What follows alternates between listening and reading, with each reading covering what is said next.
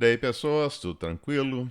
Hoje nós vamos fazer um experimento usando o circuito indutivo resistivo, que é o circuito LR.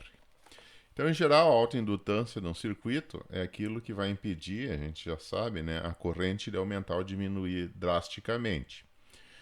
Se a gente aplicar uma diferença de potencial num resistor, por exemplo, e essa aplicação for de repente, tipo assim, ó, eu coloco um resistor ligado a uma bateria de repente, a corrente vai variar de repente.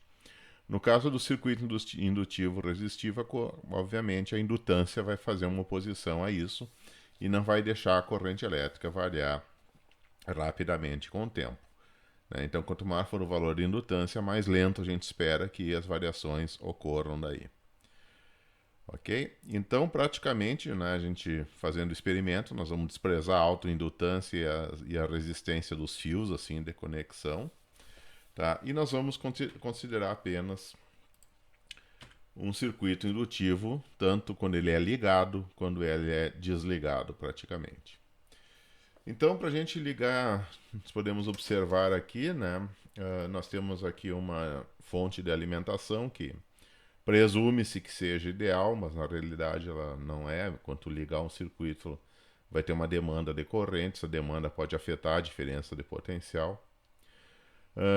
Quando o tempo for t igual a zero, a gente liga essa chave, então de repente o indutor é submetido a uma diferença de potencial através desse resistor R, que é o resistor de carga, né, que também limita a corrente. E o indutor, praticamente, ele teria que ter só propriedades de autoindução, sem propriedades resistivas. Mas na prática, como indutor de grande indutância, ele normalmente é enrolado com várias dezenas ou centenas de metros de fio, vai existir uma resistência elétrica que não vai ser zero, então vai ter uma resistência elétrica interna. Então, na prática, todo o indutor real ele vai praticamente ter características resistivas daí. Tá? Então é essa a situação. Então a gente liga, obviamente, né? Coloca uma diferença de potencial simultânea, uma diferença de potencial bem rápida em cima do indutor e vai se construir uma diferença de potencial no indutor pela lenta conversão da corrente elétrica, né, da energia elétrica, em energia magnética. O indutor ele transforma a corrente elétrica em energia magnética e energia magnética em corrente elétrica, tá? E, obviamente, o vice-versa, né? Então, vamos ver o que acontece. Nós aplicamos a lei de Kirchhoff, né? Então, a diferença de potencial no gerador, quando a chave estiver fechada, é a corrente que passa no resistor vezes o resistor, que dá essa diferença de potencial, mais VDT, que vai ser praticamente menos LDI dt, porque a diferença de potencial no indutor ela tem um sinal que vai depender do sentido, se da derivada da corrente com respeito ao tempo, igual a zero. Então, praticamente, o potencial fornecido pela bateria é a queda de tensão do indutor mais LDI dt. No tempo t igual a zero, a corrente é nula e a taxa de variação da corrente vai ser essa quantidade. Então, no momento que liga a corrente, liga o circuito vai ter uma corrente zero instantaneamente, mas daí o que vai acontecer é que vai ter uma taxa de variação de corrente que vai ser proporcional ao potencial dividido pela indutância. Agora, pegando aqui, por exemplo, né, que seria uma condição de contorno assim, para soluções da equação diferencial. Então, obviamente, já tem uma equação diferencial aqui. Né, se eu dividir toda ela por L, eu vou ter que di dt mais I sobre R, né, mais I vezes R sobre L, menos V0 sobre R é igual a zero. Tá? Então, dá uma equação diferencial. E o valor final da corrente, depois que passa um tempo relativamente longo, vai ser limitada só pelo resistor. Tá? Porque a corrente vai se tornar estacionária, e a corrente estacionária passando para o indutor não vai ter praticamente uma resistência entre aspas, devido a esse indutor, uma resistência indutiva no caso. Então o valor final da corrente vai ser o potencial aplicado dividido pelo R, assumindo que o indutor não tenha resistência interna, ou R mais a resistência interna do indutor, né? Se for um indutor um pouco mais realista. Quando a taxa de variação da corrente com o tempo chegar a zero. Então, a solução da equação diferencial da apresentação anterior para a corrente vai ser I dt, é V0 sobre R, 1 menos E na menos RT sobre L. Tá? Que vai ser praticamente a corrente final, que está definida aqui. 1 menos E na menos T sobre tal C. Tal C daí é a constante de tempo, que no circuito RC era simplesmente o produto da resistência vezes a capacitância. Aqui no circuito indutivo resistivo vai ser simplesmente tal C é L sobre R, ou seja, a indutância em Henry dividido pela resistência em ohms para dar o valor de tal em segundos daí. Tá? Então essa praticamente é o circuito que a gente espera assim, no processo de energização. Vai ter a mesma característica no circuito RC, por exemplo, na carga, só que a constante de tempo não vai ser o produto da indutância vezes a resistência, vai ser a indutância dividido pela resistência. Então tem uma similaridade entre o circuito RL e o circuito LC. Bom, então quando você constrói energia magnética aqui, né, praticamente não vai ter taxa de variação decorrente mais do indutor, o indutor vai absorver toda a taxa de variação. A corrente vai ser uma corrente estacionária, tá? E nesse instante a gente desliga da fonte, bota em curto-circuito e liga, tudo isso assim praticamente instantaneamente. Então o que vai acontecer é que o indutor, né, vai se descarregar através do resistor e esse campo magnético vai tender a decrescer, porque o indutor vai começar a perder a energia eletromagnética que está armazenada no indutor, vai se transformar em energia de calor pelo efeito Joule. Então vai ocorrer efetivamente um amortecimento desse circuito e uma dissipação de energia. Até que quando o tempo for longo o suficiente, toda a energia magnética que estiver armazenada no indutor vai ser dissipada na forma de calor daí. Então aqui a gente aplica as leis de Kirchhoff novamente, né? Só que eu não tenho mais a bateria, então tecnicamente L dI dt vai ser simplesmente RI, tá? Que a diferença de potencial nos terminais do indutor vai ser a mesma do resistor. Então essa aqui vai ser a equação diferencial, né? RI ou IR mais L dI dt igual a zero. Porque nessa situação da descarga, a corrente IDT é positiva e a taxa de variação de IDT vai ser negativa. Agora, reagrupando assim, né, dividindo tudo pela indutância, a gente tem que dIDT mais R sobre Li igual a zero. Então essa aqui é a equação diferencial daí que vai reger o circuito RL no processo de desenergização do indutor. O valor inicial da corrente em T igual a zero vai ser I0. Tá? Até que quando o tempo for longo o suficiente, né, essa corrente vai ser zero, porque toda a energia magnética do indutor, como eu falei, vai ser dissipada na forma de energia térmica de calor, né, pelo efeito Joule no resistor.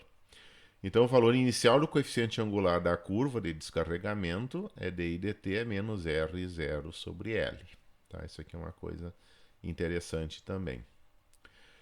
A solução daquela equação diferencial da página anterior, né, que seria essa equação diferencial aqui, ela vai ser I dt igual a I0 E na menos RT sobre L. Tá? Se a gente definir o tal C como sendo a constante de tempo, né, do circuito, constante de tempo do circuito na descarga vai ser o mesmo valor da carga, porque o fator exponencial praticamente é o mesmo, tanto na carga quanto na descarga. E tal C vai ser a indutância dividido pela resistência. E a corrente vai cair, né, como I0 E na menos T sobre tal C. Tá? Então, na descarga, a gente espera praticamente uma fórmula similar à do circuito RC, só que a constante de tempo vai ser a indutância dividido pela resistência, ao invés de ser um valor de uma quantidade física pela outra, como era o tal C igual a RC no circuito RC. Então, na descarga, a gente espera uma exponencial, né? Então a gente pode medir os pontos de tensão elétrica nos terminais do indutor. E quando, obviamente, vai ter um valor máximo, que é o inicial, quando ele cair a uma altura de 36,8% com respeito ao eixo do zero aqui, Tá? Esse tempo decorrido, né, o tempo corre nessa direção horizontal, esse tempo decorrido no instante que liga a chave na descarga até o momento que liga a chave na descarga e o momento que a tensão cai a 36,8%, e essa distância aqui vai ser, né, obviamente, tal C. Então, como é que a gente pode medir isso? A gente mede, por exemplo, num gráfico com uma régua em milímetros, mede, por exemplo, a distância de duas escalas em milímetros, faz uma regra de 3 simples, tá? Para praticamente, né, determinar quanto que vale tal C, convertendo de uma escala de régua de milímetros para uma escala de tempo daí, se a gente tiver o gráfico impresso. Então aqui nós temos o aparato experimental. Aqui está o indutor, que tem uma indutância de aproximadamente 0,2 Henries. Nos terminais dos indutores, nos terminais do indutor tem uma conexão até um osciloscópio digital, e o sinal do osciloscópio digital, que permite a visualização dos sinais em função do tempo, está conectado nesse notebook. E aqui na tela do notebook a gente vê o que acontece com a diferença de potencial nos terminais do indutor toda vez que o indutor é ligado. Quando ele é desligado, a gente não vai fazer nenhuma medida, porque praticamente a gente tem interesse no funcionamento do indutor quando ele praticamente converte a corrente elétrica em campo magnético aqui entre essas armaduras aqui de ferro, tá? Que praticamente são o núcleo aqui do enrolamento. Essa primeira fonte de alimentação fornece uma diferença de potencial de 3 volts. Então nós vamos colocar 3 volts aqui na entrada do indutor, através de um resistor R. Então o indutor vai receber os 3 volts, tá? Quando a chave liga. Essa aqui é uma chave mecânica aqui de velocidade relativamente alta, que liga e desliga o indutor. Aqui nós temos um gerador de onda quadrada, que praticamente faz ligar e desligar, tá? Numa frequência de 0,126 Hz. Então aqui a chave é ativada por esse gerador, ligando o indutor, deixando passar corrente por ele, ou desligando ele, tá? Praticamente interrompendo a passagem da corrente. E aqui a gente tem a fonte de alimentação de aproximadamente 13 volts, que alimenta aqui o circuito eletrônico ativador da chave, que está montado nessa plaquinha de circuito impresso aqui. Tá? Então essa chave eletromecânica, que se chama de relé, vai ficar ligada toda vez que esse LED aqui estiver aceso, tá? Que praticamente, tá, que no caso está ligado. E aqui a gente tem como controlar quando a corrente está fluindo, quando deixa de fluir daí. Então essa aqui alimenta praticamente só esse circuito, essa fonte não alimenta o indutor, quem alimenta o indutor é essa fonte aqui. Então como é que funciona? A chave liga e desliga, ok? A corrente é uma diferença de potencial de 3 volts aqui, que praticamente alimenta o indutor através desse resistor R, que vai ser variado. Nós vamos variar vários valores. Aqui no caso está um resistor de 1 ohm, né? Então quando essa chave liga, 3 volts é aplicada no indutor L, 0,217 Henries, através de um resistor de 1 ohm. E aqui a gente consegue perceber na tela do osciloscópio quando o indutor é ligado. Então aqui ele está desligado, aqui ele é ligado, praticamente constrói a corrente até o máximo, depois cai a corrente até um valor fixo, tá? Então a resposta do indutor praticamente é essa curva crescente e decrescente. Então o que a gente percebe que quando é colocada a diferença de potencial de 3 volts, né, ela praticamente liga a corrente no caso, tá? Ativa a corrente e depois volta a ser zero aqui. Então, menos 3 volts para zero. Ok? Então, praticamente é essa a resposta que a gente tem. A gente pode reduzir um pouquinho só a diferença de potencial, que acho que já passou dos 3 volts.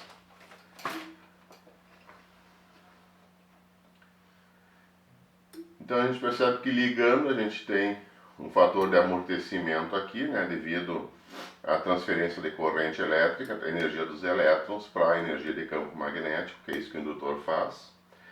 E quando desliga, tem um overflow aqui, significa que vai ter uma variação de transientes, assim, uma variação de harmônico espúrio que vai ser maior do que essa faixa de menos 5 volts e mais 5 volts. Então nós vamos ver o indutor praticamente só quando ele é ligado, ok? Então esse barulhinho clique-clique, né, a chave mecânica. Você pode ver aqui, não sei se vão conseguir ver, né, mas a chave mecânica ela vai ter uma faísca aqui toda vez que desligar o indutor, mostrando que a diferença de potencial realmente ficou alta daí. Ok? No processo de desligar espontaneamente. Então praticamente é isso, ficar olhando o indutor quando ele liga somente. Aqui está o L, aqui está o R, então nós temos o circuito LR alimentado por uma fonte de 3 volts, ligando e desligando ele, e nós enxergamos aqui o que acontece quando simplesmente liga o indutor, ele faz essa curva aqui. Essa curva que está aqui, obviamente, são os dados do experimento. Tá? Então, o osciloscópio digital, eu vou capturar essas imagens para diferentes resistores, e agora na sequência eu vou colocar para o resistor de 1 ohm e assim por diante, né, até os valores mais elevados. Tá? E a gente vai ter que, obviamente, somar nessa resistência a resistência interna dos fios, porque aqui tem muito fio enrolado. Por mais que sejam fios bem espessos assim, o grande número de espiras enroladas no indutor faz com que a resistência interna dele fique mensurável, não fique um indutor ideal. Tá? É muito difícil fazer um indutor ideal com um alto número de espiras, tá? Porque sempre vai ter uma resistência interna que vai ser colocada aí pela própria característica da resistividade do fio de cobre.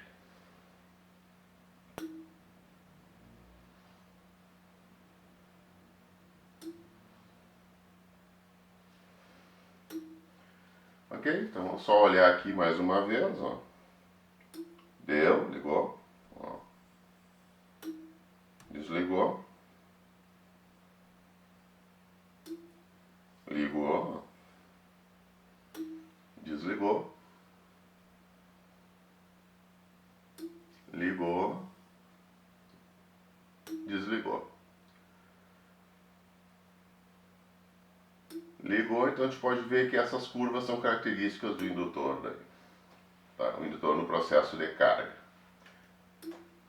Então é isso aí, vamos agora olhar os gráficos como eles ficam, né, e tentar obter os dados daí para fazer a análise do experimento.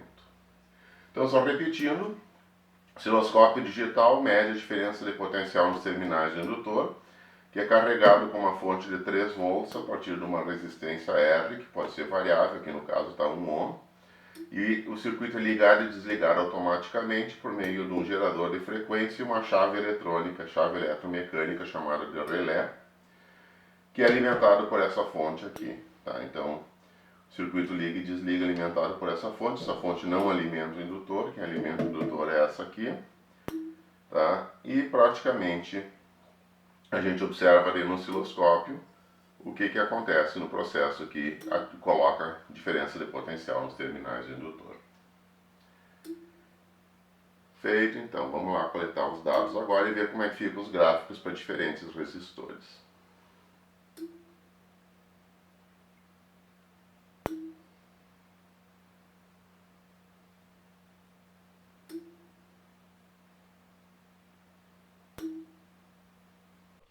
Então aqui eu coloquei algumas curvas assim para diferentes resistências, né? Então o indutor L vai ser carregado e descarregado através de um resistor de 1 ohm. Então praticamente vai ser essa curva aqui, tá? Que é dada por esse ponto roxo aqui que está marcando. Quando muda para um resistor de 13 ohms, por exemplo, aqui é 1 ohm, né? O R igual a ohm na literatura da engenharia. Então quando for 13 ohms, vai ser a segunda curva, então a gente vê assim que ficou um pouco mais lenta, né? Um pouco mais rápida. Quando for 50 ohms, a gente vê daí na curva aqui marcada pelo item vermelho que vai ser mais rápido ainda.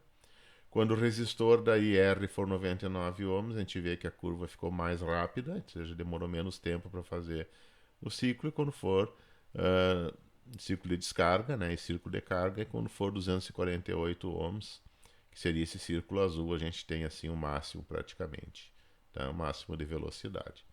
Então a gente já vê assim, quanto maior a resistência, né, maior a resistência, menor vai ser o circuito,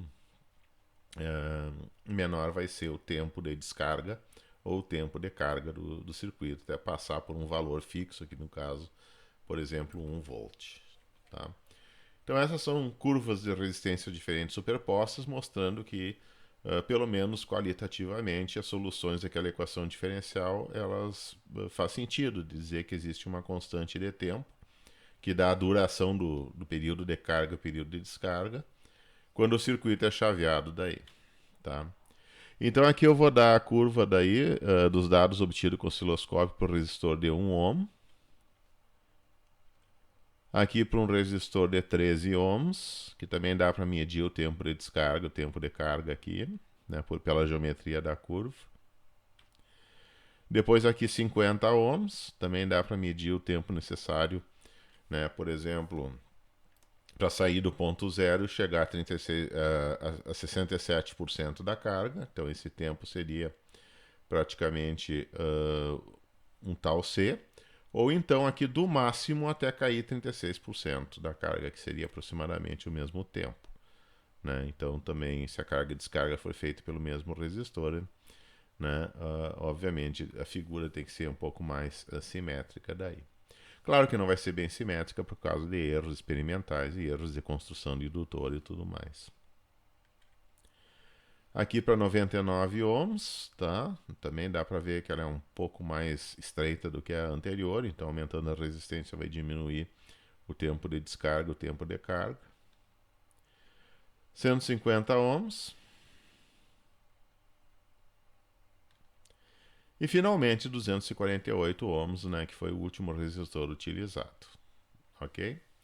Então, a partir desses gráficos assim obtidos com o osciloscópio, a gente pode determinar daí a relação entre a constante de tempo, né, no processo de carga ou no processo de descarga. Aí vai depender daí como a gente observa aí, né? E daí nós vamos ter automaticamente a definição da constante de tempo em função de R e L. E daí, fazendo o gráfico, a gente pode obter o valor experimental do indutor utilizado daí. Então tá, obtendo agora esses gráficos, né, fazendo uma análise na tela desses gráficos que estão prontos, não precisa coletar dados como foi feito no circuito, no experimento do circuito RC. Então, na prática, nós vamos pegar, por exemplo, aqueles gráficos, né, se forem impressos, utiliza o material de desenho, né, para traçar uma reta que seja perpendicular ao eixo dos tempos e que passe pelo ponto de máxima amplitude da tensão obtida. E depois traça uma reta paralela ao eixo dos tempos, né, de modo que passa pela curva correspondendo a 1 sobre E, que é 36,6% aproximadamente, né, do valor máximo da amplitude da tensão elétrica. Meça essa distância em milímetros e usa a escala de marcação do eixo dos tempos horizontal, né, para ver quanto vale esse tempo decorrido. Tá? E esse valor vai ser automaticamente tal C, que é L sobre R. Tendo esses valores de tal C aí para alguns resistores, né, então vai ter poucos pontos, pega um papel de log e traça o gráfico da constante de tempo, tal C, que foi medida, em função da resistência utilizada em ohms.